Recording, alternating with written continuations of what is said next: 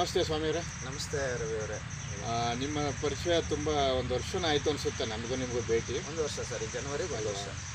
ಮತ್ತು ಅನೇಕ ವಿಡಿಯೋಗಳು ಮಾಡಿದ್ವಿ ನಾವು ನೀವು. ಹೌದು ಹೌದು, ಭಾಳ ಚೆನ್ನಾಗಿ ಬಂತು ಅಂತ ಹೇಳಿ ನಾನು ಅಪ್ಲೋಡ್ ಮಾಡಿದ್ದೆ. ಖಂಡಿತ. ಹಾಗೆ ನನಗೇನು ಕುತೂಹಲ ಅಂದರೆ, ನಿಮ್ಮ ಜೊತೆ ಈಗ ಉಪೇಂದ್ರ ಅವರು ಡೈರೆಕ್ಟ್ರು, ಒಳ್ಳೆ ನಮ್ಮ ಕರ್ನಾಟಕದಲ್ಲಿ ಸೂಪರ್ ನಂಬರ್ 1 ಹೌದು ಅಂಥ ಡೈರೆಕ್ಟ್ರು ಈಗ ಯು ಹೈ ಅಂತ ಒಂದು ಸಿನಿಮಾವನ್ನು ಮಾಡಿದ್ದಾರೆ. ಹೌದು ಸರ್. ಅದನ್ನು ನೆನ್ನೆನೇನೋ ನೀವು ನೋಡ್ಕೊಂಡು ಬಂದ್ರಿ ಅಂತ ಹೇಳಿದ್ರಿ. ಹೌದು ಸರ್, ಹೌದು ಹೌದು. ಅದು ಒಂದು ಕುತೂಹಲ ಇದೆ ನನಗೆ, ಯಾಕಂದ್ರೆ ನಾನು ಇನ್ನೂ ನೋಡಿಲ್ಲ. ಹಾಂ ಹಾಂ ಹಾಂ ಹಾಂ. ನೀವು ಭಾಳ ಆಳವಾಗಿ ಯೋಚನೆ ಮಾಡ್ತೀರಿ, ವಿಭಿನ್ನವಾಗಿ ಯೋಚನೆ ಮಾಡ್ತೀರಿ, ಮತ್ತು ಭಾಳ ತರ್ಕಬದ್ಧವಾಗಿ ಕೆಲವೊಂದು ವಿಷಯಗಳನ್ನ ಮಾತಾಡ್ತೀರಿ. ಈ ಯು ಐ ನೋಡಿದ್ದೀರಲ್ವಾ? ಹೌದು ಸರ್, ಹೌದು ಹೌದು. ಅದ್ರ ಬಗ್ಗೆ ಒಂದೆರಡು ಮಾತು ಹಂಚ್ಕೋಬೋದಾ ನಮ್ಮ ಜೊತೆ? ಖಂಡಿತ ಸರ್, ಯಾಕಂದ್ರೆ ಒಳ್ಳೆ ವಿಚಾರ ಯಾವತ್ತೂ ನಾಲ್ಕು ಜನಕ್ಕೆ ತಲುಪಬೇಕು ಅನ್ನೋದೇ ನಮ್ಮ ಉದ್ದೇಶ. ಸೊ ನಾನು ನೋಡಿದೆ, ಯಾಕಂದ್ರೆ ನಾನು ಸಿನಿಮಾ ನೋಡೋದು ತುಂಬ ಕಮ್ಮಿ, ವರ್ಷಕ್ಕೋ 2 ವರ್ಷಕ್ಕೋ ಒಂದು ಸಿನಿಮಾ ನೋಡೋದು. ಅಂಥದ್ರಲ್ಲಿ ಇದನ್ನು ನೋಡಬೇಕು ಅನ್ನಿಸ್ತು. ಯಾಕಂದರೆ ಸ್ವಲ್ಪ ಪ್ರಬುದ್ಧವಾದ ನಿರ್ದೇಶಕರು ಅವರು. ಹೋಗಿ ನೋಡಿದೆ ಸರ್. ಸೊ 1-2 ಅಕ್ಷರದಲ್ಲಿ ಅದನ್ನು ಹೇಳಬೇಕು ಅಂತಂದರೆ, ಕಲಿಯುಗದಲ್ಲಿ ಶ್ರೀಕೃಷ್ಣ ಕೆಲವ್ರಿಗೆ ವಿಶ್ವರೂಪ ದರ್ಶನನ ಮಾಡಿಸಿದ್ದ. ಸಾರಿ, ದ್ವಾಪರ ಯುಗದಲ್ಲಿ. ಈ ಕಲಿಯುಗದಲ್ಲಿ ಉಪೇಂದ್ರ ಹಲವ್ರಿಗೆ ಸತ್ಯ ದರ್ಶನನ ಈ ಸಿನಿಮಾದಲ್ಲಿ ಮಾಡಿಸಿದ್ದಾನೆ. ಅದು ಕೆಲವ್ರಿಗೆ ಅರ್ಥ ಆಗುತ್ತೆ, ಇನ್ನು ಕೆಲವ್ರಿಗೆ ಅರ್ಥ ಆಗಲ್ಲ. ಆ ಕಾಲದಲ್ಲೂ ಕೃಷ್ಣನ ಅರ್ಥ ಮಾಡ್ಕೊಳ್ದಿದ್ದವರು ಅವನ ಬಗ್ಗೆ ನೆಗೆಟಿವ್ ಆಗಿ ಕಾಮೆಂಟ್ ಮಾಡಿದ್ರು. ಈ ಕಾಲದಲ್ಲೂ ಈ ಸಿನಿಮಾ ಅರ್ಥ ಆಗದಿದ್ದವರು ಉಪೇಂದ್ರನ ಬಗ್ಗೆ ಕಮೆಂಟ್ ಮಾಡ್ತಾರೆ. ಅದನ್ನು ಬಿಟ್ಟರೆ ಒಂದು ಅದ್ಭುತವಾದ ಸಿನಿಮಾ ಸರ್. ಹೌದಾ?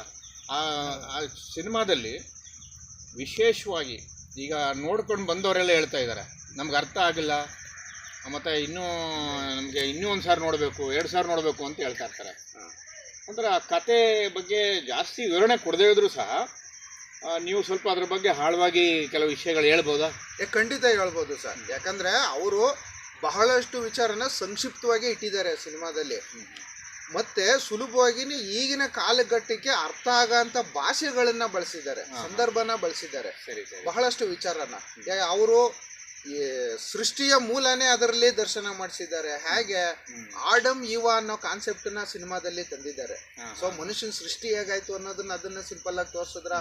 ಅದರಲ್ಲಿ ಹಾವಿದೆ, ಆ ಹಣ್ಣನ್ನ ತಿನ್ಬೇಡ ಅಂತ ದೇವ್ರು ಹೇಳಿರ್ತಾನೆ ಇವ್ರಿಗೆ. ಹಾವು ಅನ್ನೋದು ಮನುಷ್ಯನಲ್ಲಿ ಇರ್ತಕ್ಕಂಥ ಸ್ವಾರ್ಥ. ಅದು ಬಂದು ಇವನ ಕುತೂಹಲನ ಉತ್ತೇಜಿಸುತ್ತೆ. ಬೇಡ ಅಂದ ವಸ್ತು ಅದನ್ನ ಮಾಡ್ಲೇಬೇಕು, ನೀನ್ ಮಾಡು ಅಂತ. ಆ ಹಣ್ಣು ಅನ್ನೋದೇನೋ ಮನುಷ್ಯನ ಆಸೆಯ ಫಲ. ಈಗ ಸ್ವಾರ್ಥ ಇವನಲ್ಲಿರೋ ಉತ್ತೇಜನನ, ಕುತೂಹಲನ ಇದು ಮಾಡಿದಾಗ ಅವನು ಆ ಆಸೆ ಅನ್ನೋ ಹಣ್ಣನ್ನ ತಿಂದಾಗ ಸಮಸ್ಯೆಗಳು ಪ್ರಾರಂಭ ಆಗ್ತವೆ. ಆಸೆ ಜಾಸ್ತಿ ಆಯ್ತಾ ಇವನು ಸಮಸ್ಯೆ ಪ್ರಾರಂಭ ಆಗುತ್ತೆ ಅನ್ನೋದನ್ನ ಒಂದು ಸಿಂಬಾಲಿಕ್ ಆಗಿ ಅದರಲ್ಲಿ ತೋರಿಸಿದ್ದಾರೆ. ಮುಂದೆ ಇನ್ನೇನು ಹೇಳಿರ್ಬೋದು ಅವರು ಸರ್? ಬಹಳಷ್ಟು ವಿಚಾರಗಳು ಹೇಳಿದ್ದಾರೆ, 1-2 ಅಂತ ಹೇಳಕ್ಕಾಗೋದಿಲ್ಲ ಅದರಲ್ಲಿ. ಅಂದರೆ ಅದರಲ್ಲಿ ಸತ್ಯನ ಅರ್ಥ ಮಾಡ್ಕೋಬೇಕು ಅವರು. ಆಮೇಲೆ ಇದನ್ನ ಈ ಸಿನಿಮಾ ಬಗ್ಗೆ ನಾವೇನು ಮಾತಾಡೋಕ್ಕಾಗಲ್ಲ, ಯಾಕಂದ್ರೆ ಫಸ್ಟ್ ಅವ್ರು ಹೇಳ್ಬಿಡ್ತಾರೆ, ಅಪ್ಪ ನೀವು ಬುದ್ಧಿವಂತರ ನೋಡಿ, ದಡ್ರ ಬಿಟ್ಬಿಡಿ ಅಂತ ಹೇಳಿದ್ದಾರೆ. ಈಗ ಅವರೇ ಹೇಳ್ದಂಗೆ ಈಗ ದಡ್ರು ಅಂತ ಯಾರೂ ಇಲ್ಲ. ಆಮೇಲೆ ಉಪೇಂದ್ರ ಅವರ ಸಿದ್ಧಾಂತ ಏನು ಅಂದರೆ, ಈಗಿಂದ ಅಲ್ಲ, ಆ ಕಾಲದಿಂದನೇ I am God, God is great ಅನ್ನೋದೊಂದನ್ನ ಅವರು ಬಳಸ್ತಾ ಇದ್ರು. ಆ ಪದದ ನಿಜವಾದ ಅರ್ಥ ಏನು ಅಂತಂದರೆ, ಐ ಆಮ್ ಗಾಡ್ ಅಂತಂದರೆ ನಾನು ದೇವರು ಅಂತಲ್ಲ, ಸತ್ಯ ಏನು ಅಂತ ಅರ್ಥ ಮಾಡ್ಕೊಂಡಾಗ ನಾನು ದೇವ್ರ ಸಮಾನ ಹಾಕ್ತೀನಿ. ಅದನ್ನ ಅಹಂ ಬ್ರಹ್ಮಾಸ್ಮಿ ಅನ್ನೋದನ್ನ ಇವ್ರಿಗೆ ಅರ್ಥ ಆಗ್ಲಿ ಅನ್ನೋ ಉದ್ದೇಶಕ್ಕೆ I am God, God is great ಅಂತ ತಗೊಬಂದ್ರು. ನಾನು ಹುಟ್ಟಿದ ಮೇಲೆ 3 ಕೋಟಿ ದೇವತೆ ಅದನ್ನ ನಾನು ಇಲ್ಲದೆ ಏನು ಇಲ್ಲ ಅಂತ ಹೇಳಂತ ವಿಚಾರನ ಅವರು ತಿಳಿಸ್ಕೊಟ್ಟಿದ್ದಾರೆ ಸರ್. ಆಮೇಲೆ 2ನೇದು ಫೋಕಸ್ ಅಂತ ಒಂದು ಪದನ ಅದ್ರಲ್ಲಿ ಬಳಸಿದ್ದಾರೆ. ಸಿನಿಮಾ ನೋಡೋವಾಗ ಅಪ್ಪ ನಿಮಗೆ ಫೋಕಸ್ ಸಿಗೋವರೆಗೂ ನೋಡಿ ಅಂದರೆ, ಈಗಿನ ಆಡು ಭಾಷೆಗೆ ಈ ರೀತಿ ಹೇಳಿದ್ರೆ ಇವ್ರಿಗೆ ಅರ್ಥ ಆಗುತ್ತೆ. ಫೋಕಸ್ ಅನ್ನೋದೇನು ಅಂತಂದರೆ, ನಿಜ ಯಾವುದು ಅಂತ ನೀನು ಅರ್ಥ ಮಾಡ್ಕೊಂಡಾಗ ನಿನಗೆ ಅದು ಸತ್ಯ ದರ್ಶನ ಆಗುತ್ತೆ, ಕ್ಲಾರಿಟಿ ಸಿಗುತ್ತೆ ಅನ್ನೋದನ್ನ ಫೋಕಸ್ ಅನ್ನೋ ಒಂದು ವರ್ಡ್ನಲ್ಲಿ ಇಟ್ಟಿದ್ದಾರೆ ಅವರು.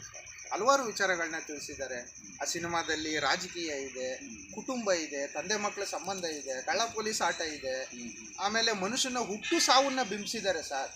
ಇನ್ನರ್ ವರ್ಲ್ಡ್, ಔಟರ್ ವರ್ಲ್ಡ್ ಅನ್ನೋ 2 ವಿಚಾರನ ಅದರಲ್ಲಿಟ್ಟು, ಇನ್ನರ್ ವರ್ಲ್ಡ್ ಅನ್ನೋದ್ರಲ್ಲಿ ಮನುಷ್ಯ ಹುಟ್ಟೋಕ್ ಮುಂಚೆನೇ ಏನಾಗಿರುತ್ತೆ, ಸತ್ಯ ಭೂಮಿಗೆ ಬರೋಕ್ ಮುಂಚೆನೇ ಅದು ಹಲವಾರು ಸ್ಟ್ರಗಲ್ನ ಅನುಭವಿಸಿ ಭೂಮಿಗೆ ಬಂದಿರುತ್ತೆ. ಇಲ್ಲಿ ಬಂದು ಸತ್ಯ ಸ್ಟ್ರಗಲ್ ಅನುಭವಿಸುತ್ತೆ, ಯಾಕಂದ್ರೆ ಸತ್ಯದ ಹಾದಿ ತುಂಬಾ ಕಠಿಣ ಅನ್ನೋದನ್ನ ತೋರಿಸಿದ್ದಾರೆ. ಆಮೇಲೆ ಪ್ರಾರಂಭದಲ್ಲೇ ಹೇಳ್ತಾರೆ ಅವರು, ಪರೋಪಕಾರಾರ್ಥಂ ಇದಂ ಶರೀರಂ ಅನ್ನೋ ಒಂದು ಪದನ ಉಪಯೋಗಿಸಿದ್ದಾರೆ. ಆಮೇಲೆ ಸಿನಿಮಾ ನೋಡುವಾಗ ಒಂದು 100 ಜನ ಸಿನಿಮಾ ನೋಡ್ತಾರೆ ಸರ್, ಅದರಲ್ಲಿ ಒಂದು 4 ಜನಕ್ಕೆ ಸಿನಿಮಾ ಅರ್ಥ ಆಗುತ್ತೆ. ಆ 4 ಜನಕ್ಕೆ ಒಳ್ಳೆ ವಿಚಾರ ಅರ್ಥ ಆದರೆ ಸಾಕು. ಸರಿ ಸರಿ. ಒಳ್ಳೆ ವಿಚಾರ ಒಂದು ಬೀಜ ಇದ್ದಾಗೆ ಮೊಳಕೆ ಹೊಡೆದು ದೊಡ್ಡದಾಗುತ್ತೆ. ಆಮೇಲೆ ಒಂದು ಹುಡುಗನ್ನ ತೋರಿಸಿದೆ, ಎಲ್ಲ ಪ್ರಾರಂಭದಲ್ಲೇ ಬರೋದು. ಒಬ್ಬ ಹುಡುಗನ್ನ ತೋರಿಸಿದ್ದಾನೆ, ನೋಡ್ತಾ ಇರ್ತಾನೆ, ಸೊ ಅವ್ನು ಈಚೆ ಎದ್ದು ಬರ್ತಾನೆ, ಅವ್ನಿಗೇನೋ ಅರ್ಥ ಆಗುತ್ತೆ, ಯಾವುದೋ ಒಂದು ವ್ಯಾಮೋಹದಲ್ಲಿ ಮುಳುಗಿರ್ತಾನೆ, ಆ ಮೊಬೈಲ್ ಫೋನ್ನ ತಗೊಬಂದು ಹೊಡೆದಾಕ್ಬಿಟ್ಟು ನಾನು ಫ್ರೀ ಆದ್ನಪ್ಪ ಅಂತ ಈಚೆ ಹೋಗ್ತಾನೆ. ಅದರ ಅರ್ಥ ಅವನು ಯಾವುದೋ ಒಂದು ಒಳಗಡೆ ಮುಳುಗೋಗಿದ್ದ, ಇದೆಲ್ಲ ಪ್ರಪಂಚ ಹೊರಗಡೆ ಬಾ ಅನ್ನೋದನ್ನ ತೋರಿಸ್ತಾನೆ. ಇನ್ನು ಸ್ನೇಹಿತರು, ಒಂದು 4-5 ಜನ ಸ್ನೇಹಿತರು ಜೊತೆಲಿ ಇರ್ತಾರೆ.